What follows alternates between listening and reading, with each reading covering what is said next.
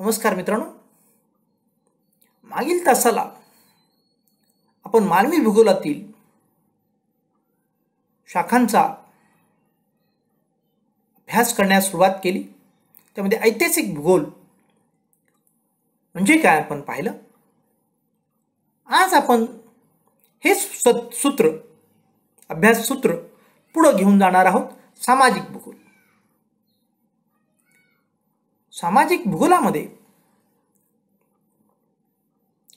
आपण समाज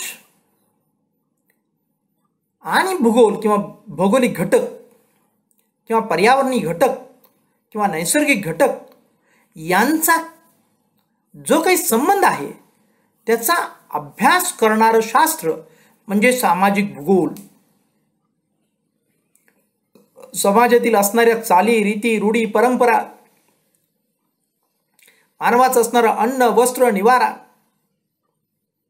मानवाचं असणारं शरीर यष्टी, मानवाची असणारी शारीरिक क्षमता, या सगळ्या गोष्टींचा समाजशास्त्रामध्ये अभ्यास होतो. आणि या सर्व गोष्टींच्या वरती भूगोलाचा म्हणजेच नैसर्गिक घटकांचा कसा प्रभाव पडतो याचा अभ्यास सामाजिक भूगोलामध्ये होतो.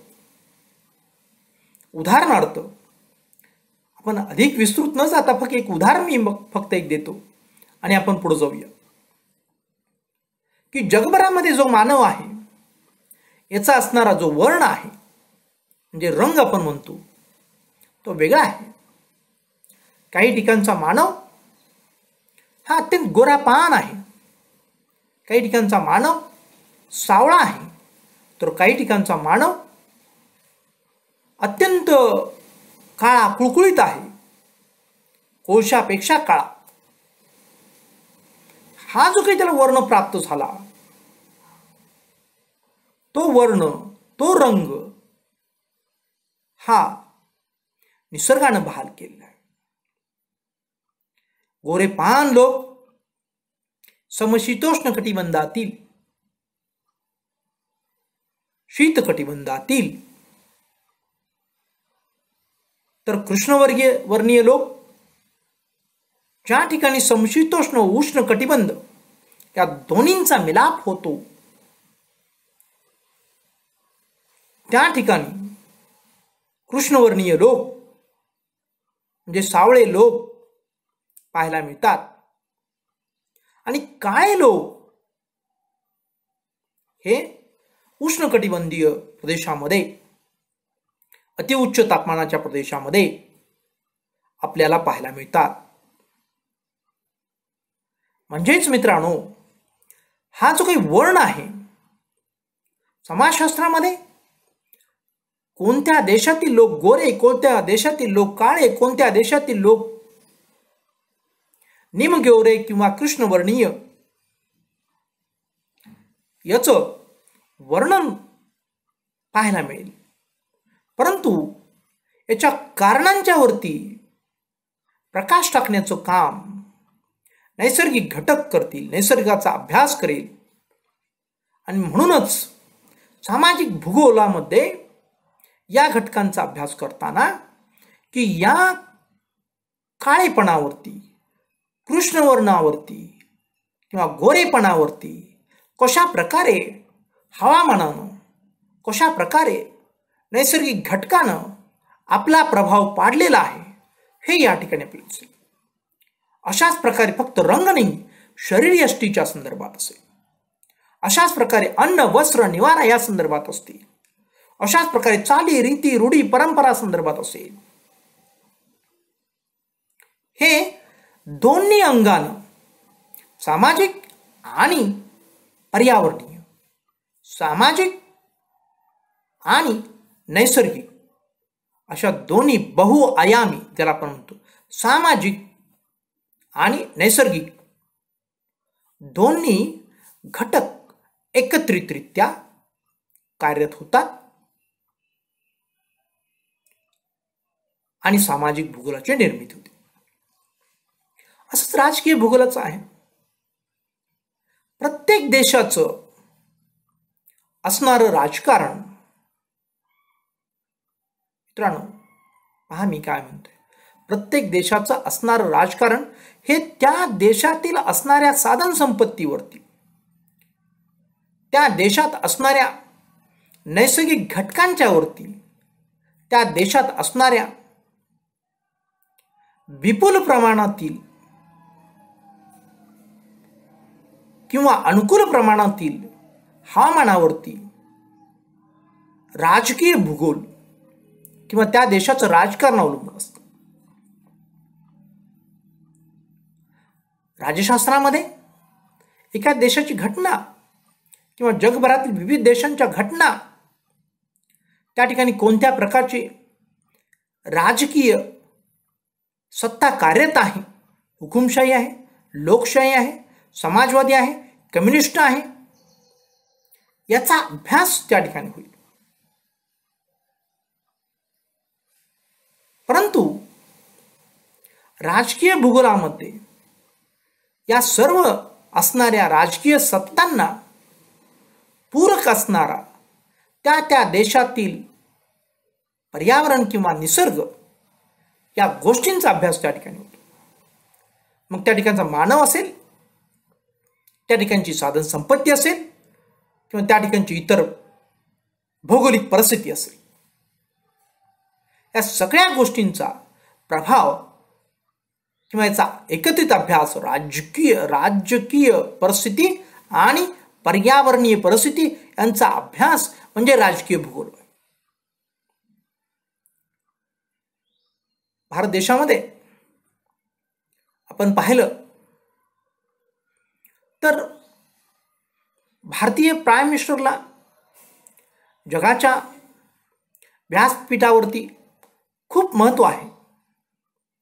याचं कारण मित्रांनो, याचं कारण की या ठिकाणी असणारी प्रचंड मोठ्या प्रमाणातील लोकसंख्या, म्हणजेच या ठिकाणी असणारी प्रचंड मोठी बाजारपेठ, आणि कशी बाजारपेठ, खुली असणारी बाजारपेठ, हे त्याच्या पाठीमागचं प्रमुख कारण आहे.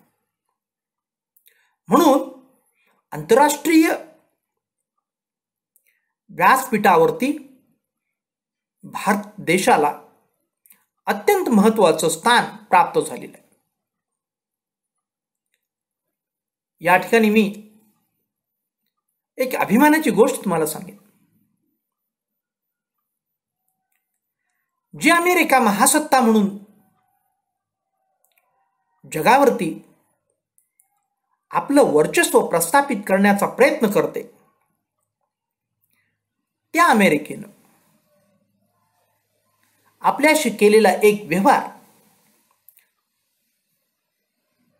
आपल्याशी केलेले एक वर्तणूक, याचं स्मरण मी करून आपल्याला देतो की जेव्हा भारत देशानं अणुचाचणी केली त्यावेळेस मित्रांनो, या अणुचाचणी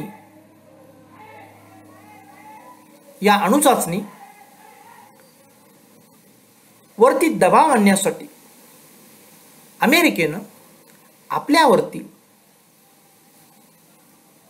बंदी घातली. म्हणजे काय केलं की आम्ही भारताशी कोणत्याही प्रकारचा संबंध ठेवणार नाही, व्यापारी संबंध तोडून टाकले, राजकीय संबंध तोडून टाकले आणि अशा प्रकारची घोषणा केली. आयात निर्यात अमेरिकेची आपली थांबली गेली.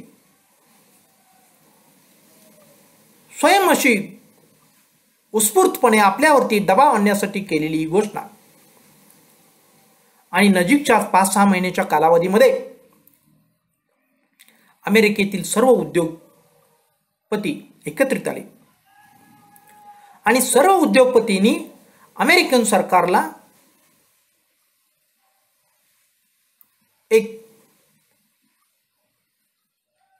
विनंती किंवा आग्रह म्हणा केला की गेले 6 महिन्यामध्ये भारताशी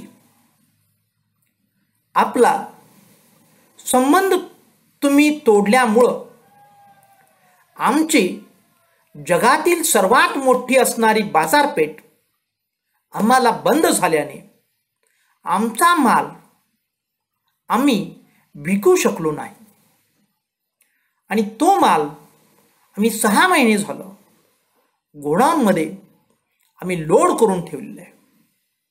आज आपल्या देशातील सर्व गोडाऊन भरून गेलेले आहे.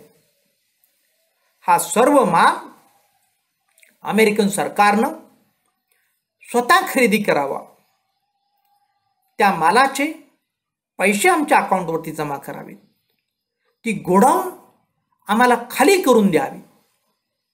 तेव्हा अमेरिकन सरकारनं विचारलं की एवढ्या मालाचं आम्ही काय करावं.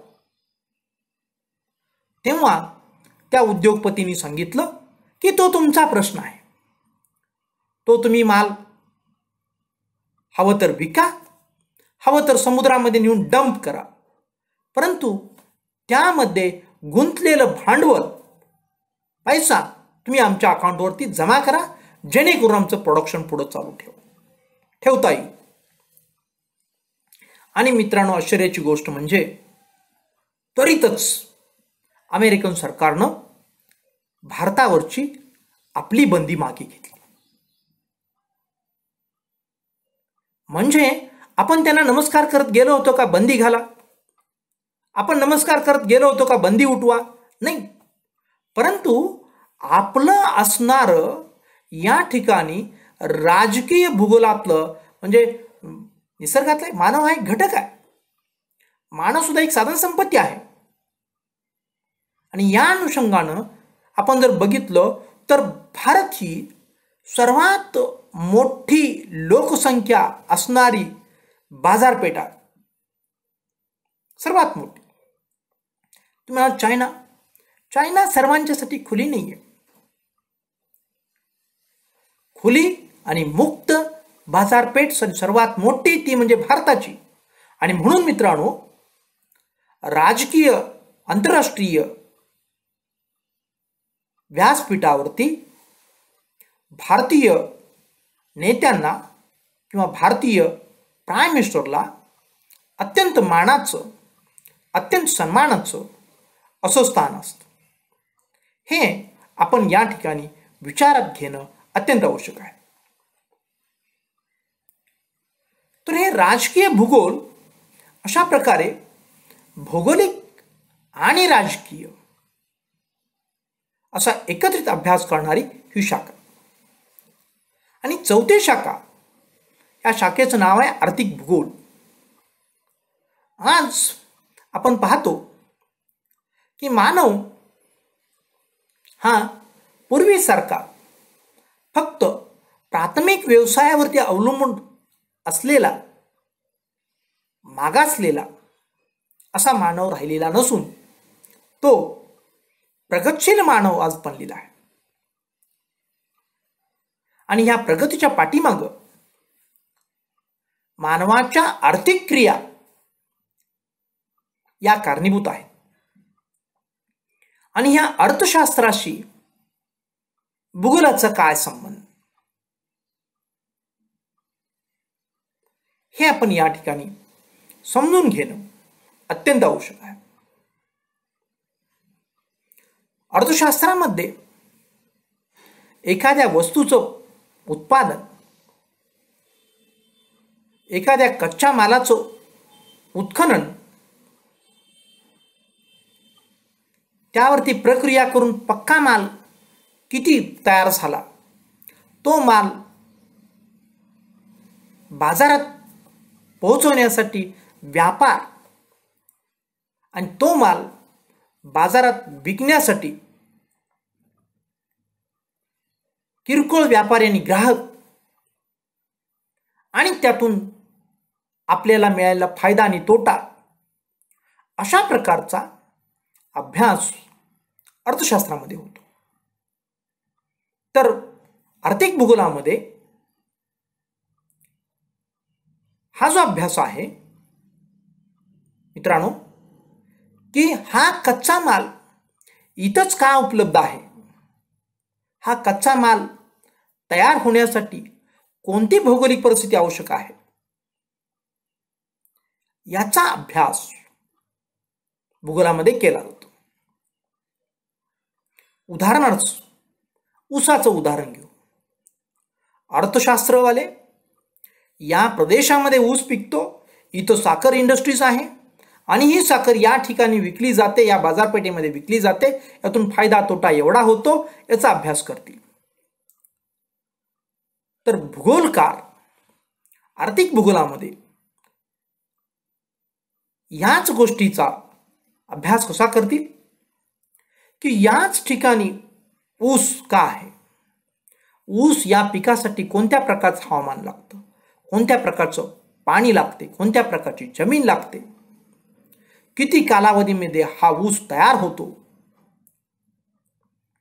या सगळ्या गोष्टींचा अभ्यास करून याशिवाय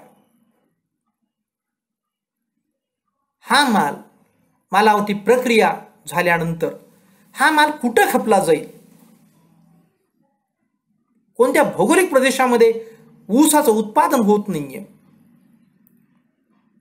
असा प्रदेश शोधून अशा प्रदेशातील बाजारपेठ नेमके जिथं अधिक मागणी असेल अशी बाजारपेठचा अभ्यास हा भूगोलामध्ये होईल. म्हणजे भूगोलामध्ये फक्त उत्पादन, नफा तोटा याचा अभ्यास होत नसून त्या असणाऱ्या कच्च्या मालाची जी काही भौगोलिक पार्श्वभूमी आहे तिथपासून ते बाजारपेठेपर्यंतची भौगोलिक पार्श्वभूमी किंवा रस्त्यांचा विकास होण्याची भौगोलिक पार्श्वभूमी, या सर्व गोष्टींचा अभ्यास करणारं एक शास्त्र म्हणजे आर्थिक भूगोल असा एकत्रित संयुक्त असा अभ्यास होईल.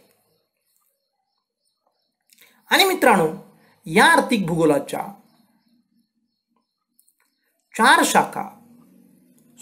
शाखा आपल्याला या ठिकाणी पाहायला मिळतात. आर्थिक भूगोलाच्या उपशाखा: साधन संपत्ती भूगोल, कृषी भूगोल, औद्योगिक भूगोल, वाहतूक भूगोल, व्यापार भूगोल, याशिवाय इतरही काही आहेत की जसं पर्यटन भूगोल, इतरही काही शाखा विकसित होत आहेत काळाच्या ओघामध्ये. या सर्व शाखा या आर्थिक भूगोलाच्या शाखा आहेत. यामध्ये साधन संपत्ती भूगोल या शाखेचा, या स्वतंत्र शाखेचा आपण अभ्यास करणार आहोत. मित्रांनो, जसं वरती ऐतिहासिक भूगोल, सामाजिक भूगोल, राजकीय भूगोल आणि आर्थिक भूगोल, जसं आपण एकमेकांशी असणारा संबंध इतिहासाचा आणि भूगोलाचा, समाजाचा आणि भूगोलाचा, राजशास्त्राचा आणि भूगोलाचा, अर्थशास्त्राचा आणि भूगोलाचा जसा संबंध अभ्यासला, तसंच याही आर्थिक भूगोलाच्या उपशाखांचा एकमेकांशी असलेला जो काही संबंध आहे तो संबंध या ठिकाणी अभ्यासला जातो. जसं कृषी म्हणजे शेती आणि भूगोल म्हणजे भौगोलिक घटक, आणि ती शेती म्हणजे काय असतं की मानवानं आपल्या सोयीसाठी लावलेली, निवडलेली एक वनस्पती, एक जिन्सी, जसं ऊस शेती, पूर्ण 1 एकर ऊस, काही वेळेस मिश्र शेती, ही सुद्धा जी काही पिकं आहेत या पिकांचा आणि असणाऱ्या निसर्गाचा किंवा नैसर्गिक घटकांचा एकमेकांशी असलेला संबंध म्हणजेच कृषी भूगोल. औद्योगिक भूगोल म्हणजे उद्योगधंदे आणि उद्योगधंद्यांना पोषक असणारं पर्यावरण यांचा एकत्रित अभ्यास म्हणजे औद्योगिक भूगोल. वाहतूक भूगोल,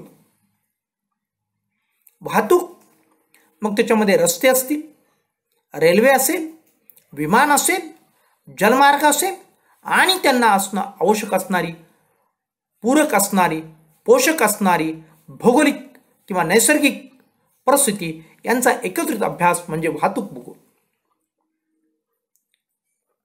याचं उदाहरण तुम्हाला उत्तमरित्या देता येते. सर्वच ठिकाणी रस्त्यांची घनता, रस्त्यांचं जाळं विकसित दिसत नाहीये. आपण हिमालयन रेंजेसमध्ये गेलो तर त्या ठिकाणी एका ठिकाणून दुसऱ्या ठिकाणी जाण्यासाठी एखादा रस्ता असतो, यापेक्षा अधिक रस्ते असत नाही. आपण आपल्याकडे जर पाहिलं तर रस्त्याचं जाळच जाळं आहे. तासगावला जाणाऱ्या रस्त्यावरती एखाद्या संघटनेनं धरणं आंदोलन धरलेलं आहे, रस्ता रोको केलेला आहे पलूसच्या जुन्या स्टँडच्या चौकात. तर आपल्याला तासगावला जायचे आपले सगळे मार्ग बंद झाले का? नाही. आपल्याकडं वाहतुकीचं जाळं खूप विस्तृत असल्यामुळं आपण थोडंसं पाठीमागं येऊन सातारा रोडला लागू शकतो, किंवा पलूसगावच्या बेशीतून आपण शिवाजीनगरवरून येळावीला जाऊ शकतो, तिथून आपण तासगावला जाऊ शकतो, किंवा अमनापूरवरून आपण भिलवडीवरून तासगावला जाऊ शकतो. अशा अनेक मार्गे आपण निश्चितपणे तासगावला जाऊ शकतो, कारण वाहतुकीचं जाळं अधिक विस्तृत आहे. हे विस्तृत का आहे? रस्ते वाहतुकीचं जाळं विस्तृत का आहे? याच्या पाठीमागची पार्श्वभूमी म्हणजे या ठिकाणी रस्ते निर्मितीस अनुकूल असणारी भौगोलिक परिस्थिती, म्हणजे या ठिकाणी पठारी जो प्रदेश आहे, दख्खनचा पठारी प्रदेश, हा मुरमाड खडकाळ प्रदेश आहे. आणि मुरमाड आणि खडकाळ प्रदेशामध्ये रस्ते उभे करण्यासाठी किंवा रस्त्यांचं जाळं विणण्यासाठी अधिक भांडवलाची गरज भासत नाही. सहजासहजी कमी भांडवलामध्ये त्या ठिकाणी रस्त्यांचा विकास होऊ शकतो. अशा प्रकारे आपण अधिक जाळ इथं आहे तर हिमालयात कमी जाळ आहे, कारण हिमालयामध्ये अधिक उंच संकल्पना आहे. उंचच्या उंच शिखरं, खोलच्या खोल असणाऱ्या दऱ्या, चिंचोळ्या असणाऱ्या पाऊलवाटा, आणि या ठिकाणी रस्ते तयार करणं अत्यंत अशक्य, आणि म्हणून तिथं जाळं कमी. म्हणजे ह्याचा जो काही संबंध आहे हा भूगोलाशी संबंध आहे. म्हणून वाहतूक भूगोलामध्ये अशा प्रकारचा अभ्यास केला जातो. आणि याच्याकडे थोडंसं दुर्लक्ष करून अतिउत्साहीपणे आपण जेव्हा पर्वतीय भागामध्ये सुद्धा एखादा वाहतुकीचा प्रकार विकसित करतो, तेव्हा तो आपल्याला उत्तमरित्या साथ देत नाही. उदाहरणार्थ कोकणची रेल्वे. कोकणची रेल्वे ही मित्रांनो पावसाळ्यामध्ये चालू कमी दिवस असते आणि बंद अधिक दिवस असते, कारण कोकणचा भाग हा सह्याद्री पर्वतरांगांचा भाग, आणि या पर्वतरांगामधून ही रेल्वे रूळ टाकण्यात आलेले आहेत किंवा रेल्वे मार्ग विकसित करण्यात आलेला आहे कोकण रेल्वे. त्यामुळे तिथं रेल्वे मार्गावरती पावसाळ्यामध्ये वारंवार पाणी येणं, त्याच्यावरती गाळ साचणं, त्याच्यावरती दरडी कोसळणं, आणि म्हणून या 4 महिन्यामध्ये बंद अधिक असते आणि चालू कमी असते, कारण त्या ठिकाणच्या असणाऱ्या पर्यावरणाचा आपण गंभीरपणे विचार नाही केला आणि खूप मोठं धाडस केलं, आणि म्हणून सारखा व्यत्यय आपल्याला सहन करावा लागतो. म्हणून भूगोलाचं ज्ञान असेल तर त्या ठिकाणी आपण अधिक रिस्क न घेता शक्य तितका वाहतुकीचा विकास आपण करू, आणि अधिक तोटा न होता थोडक्यात जे शक्य आहे तेवढेच मार्ग आपण आखतो, आणि तिथं मग वाहतुकीचं जाळं कमी असलेलं पाहायला मिळतं. असाच व्यापारी भूगोल, व्यापाराचा आणि इतर भौगोलिक घटकांचा निश्चितपणे संबंध असतो. जसं की हिमालयामध्ये शीतपेयाचे उद्योग नाहीत चालणार, तर पलूसमध्ये गरम कपड्याचे दुकानांचा व्यवसाय नाही चालणार. हे जो काही व्यापार करण्यासाठी असणारी जी काही आवश्यक असणारी जी काही भौगोलिक परिस्थिती आहे, ह्या भौगोलिक परिस्थितीचा अभ्यास हा व्यापारी भूगोलामध्ये केला जातो. व्यापारशास्त्रामध्ये फक्त नफा तोटा, बाजारपेठ, ग्राहक यांचा अभ्यास होतो. परंतु यासोबत आणखीन एक घटक तो म्हणजे भौगोलिक घटक, आणि त्याचा ग्राहकांच्यावरती, व्यापारावरती काय परिणाम होतो याचा अभ्यास या ठिकाणी केला जातो व्यापारी भूगोलामध्ये. आणि मित्रांनो, आणखीन एक महत्त्वपूर्ण पहिली शाखा साधन संपत्ती भूगोल, याचा आपल्याला विस्तृत अभ्यास करावयाचा आहे. ही साधन संपत्ती भूगोल ही आर्थिक भूगोलाची मूलाधार आहे. कोणताही व्यवसाय किंवा कोणताही उद्योग या साधन संपत्तीशिवाय होऊ शकत नाही, हे आपण या ठिकाणी लक्षात घेणं आवश्यक आहे. तर एवढा आपण जो काही खटाटोप भूगोलाचा विस्तृत असा अभ्यास करून साधन संपत्ती भूगोलाचं नेमकं स्थान भूगोलांच्या प्रमुख 2 शाखांमध्ये नेमकं कुठं आहे हे पाहण्याचा उद्देशच हे आहे की आपण उच्च शिक्षणामध्ये शिक्षण घेत असताना आपल्या ज्ञानाचा व्यासंग हा वरवरती असता कामा नये, तो अत्यंत खोलवरती असला पाहिजे. आणि म्हणून साधन संपत्ती भूगोलाचं नेमकं स्थान कुठं आहे हे विस्तृत आपण पाहिलं, आणि याचे स्थान पाहिल्यानंतर, नेमकं या शाखामधील स्थान पाहिल्यानंतर मग खऱ्या अर्थानं आपण साधन संपत्तीच्या भूगोलाकडे वळणार आहोत.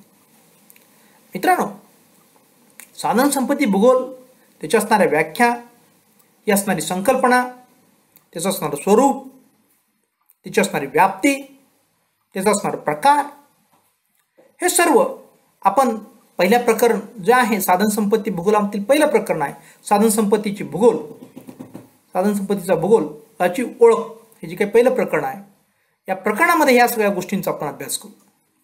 व्याख्या, स्वरूप, व्याप्ती, प्रकार, साधन संपत्ती भूगोलाचं महत्त्व, या सगळ्या गोष्टींचा अभ्यासाला आपण सुरुवात करू. परंतु तत्पूर्वी आपण ह्या आपल्या समोर दिसणाऱ्या शाखांच्या शिवाय सुद्धा इतर काही शाखा आहेत, त्या शाखा अत्यंत महत्त्वपूर्ण आहेत. त्यामध्ये एक शाखा आहे ती म्हणजे GIS, ज्याला आपण जॉग्राफिकल इन्फॉर्मेशन सिस्टीम असं म्हणतो. जॉग्राफिकल इन्फॉर्मेशन सिस्टम म्हणजे काय, मराठीमध्ये त्याला भौगोलिक माहिती तंत्रज्ञान, ही एक नवीन शाखा विकसित झालेली आहे. याशिवाय सुद्धा मानवी भूगोलाच्याही इतर काही शाखा आहेत, जसं की सैनिकी भूगोल, पर्यटन भूगोल, औषधी भूगोल, अशा इतर अनेक शाखा आहेत, ज्या आपण वेळेच्या अभावी सर्व शाखांच्याकडे आपण इतर शाखांच्याकडे आपण दुर्लक्ष केलेलं आहे. परंतु मित्रांनो, त्यात ही जी काही नवीन असणारी शाखा आहे GIS, जॉग्राफिकल इन्फॉर्मेशन सिस्टीम, याच्याकडे दुर्लक्ष करून नाही चालणार. कारण ही शाखा या आपल्या समोर असणाऱ्या सर्व शास्त्रांचा अभ्यास करण्यास अत्यंत उपयुक्त असणारी शाखा आहे, भौगोलिक माहिती प्रणाली. याशिवाय अप्लाइड सायन्स म्हणून समाजातील इतर घटकांना सुद्धा ही जी काही GIS सिस्टीम आहे या अभ्यासासाठी आणि उपयोजित एक शाखा म्हणून अत्यंत उपयोगी अशी ठरत आहे. आणि या शाखेकडं जर आपण अभ्यासासाठी ओळलात, विशेषतः जरी आपण कला शाखेतील असाल तरी सुद्धा जर आपण भूगोलाची निवड केली तर आपण विज्ञान शाखेचे विद्यार्थी गणला जातात, आणि आपल्याला GIS या शाखेचा अभ्यास भूगोल पदवी परीक्षेनंतर आपल्याला स्वतंत्रपणे करता येतो आणि यामध्ये आपलं करिअरही करता येतं आणि समाजाला चांगली अशी जी काही सेवा आहे ही सेवा तुम्ही उपलब्ध करून देऊ शकता.